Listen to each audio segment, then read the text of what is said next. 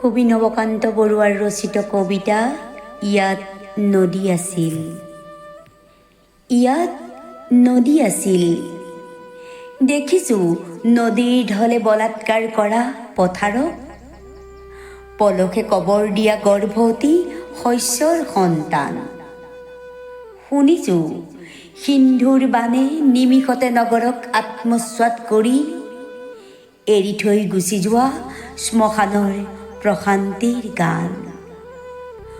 উদগ্ৰ ধ্বংস নিচা, লোভৰ কুটিল দুঃসাহস, চলনাৰ জীৱন্ত ধেমালি আৰু পাপৰ কুৎসিত অভিসাৰ।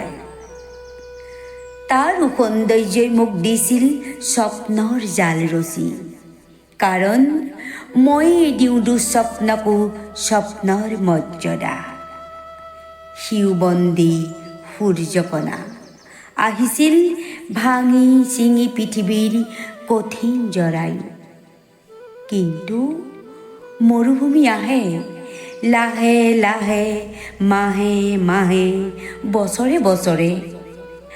আহঁতৰ খুৰুঙত এপাহি কপৌ ফুল সোনকালে সৰে।